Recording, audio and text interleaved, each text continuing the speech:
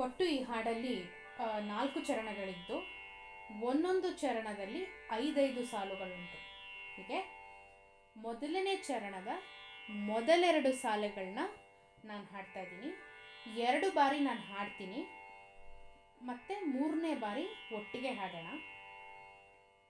ಒಟ್ಟು 5 ಸಾಲುಗಳು ಒಂದು ಚರಣದಲ್ಲಿ, ಅದೇ ರೀತಿ 4 ಚರಣಗಳು ಇದೆ. ಈಗ ಮೊದಲನೇ ಚರಣದ ಮೊದಲೆರಡು ಸಾಲುಗಳನ್ನ ನಾನು ಹಾಡ್ತಾ ಇದ್ದೀನಿ. ಹಿಂದೆ ರಾಮನ ಮುಂದೆ ಭಟನಾಗಿ ನಿಂದೆ, ತಂದೆ ಸಂಜೀವನವ ಬೇಗ ದೈತ್ಯರ ಕೊಂದೆ.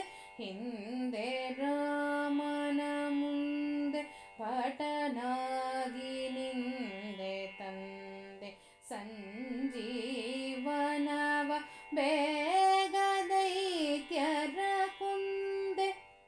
ಈಗ ಒಟ್ಟಿಗೆ ಹಾಡೋಣ.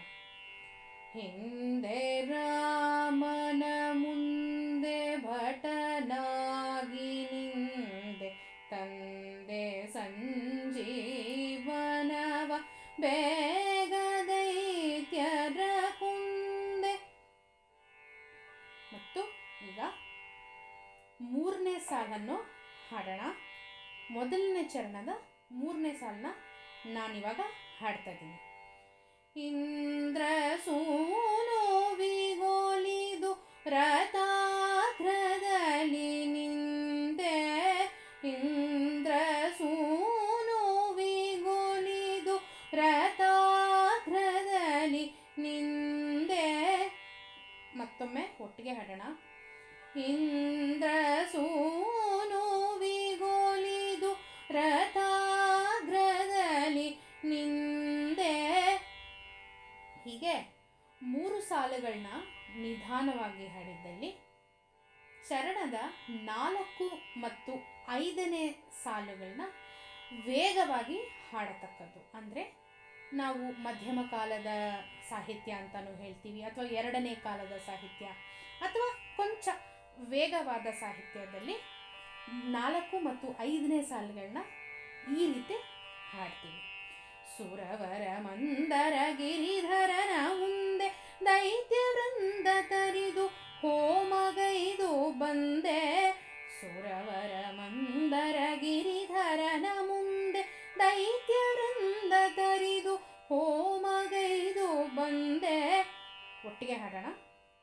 ಸುರವರ ಮಂದರ ಗಿರಿಧರನ ಮುಂದೆ ದೈತ್ಯ ವೃಂದ ತರಿದು ಹೋಮಗೈದು ಬಂದೆ.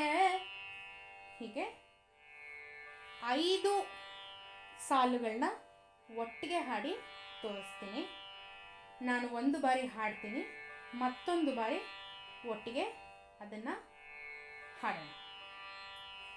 ಹಿಂದೆ ರಾಮನ ಮುಂದೆ ಭಟನಾಗಿ ನಿಂದೆ, ತಂದೆ ಸಂಜೀವನವ ಬೇಗ ದೈತ್ಯರ ಕೊಂದೆ.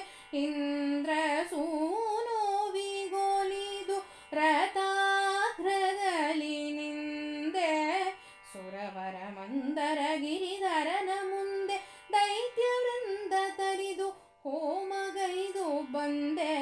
ರಾಮ ಪದ ಸರ ಸೀರುಹ ಭೃಂಗ.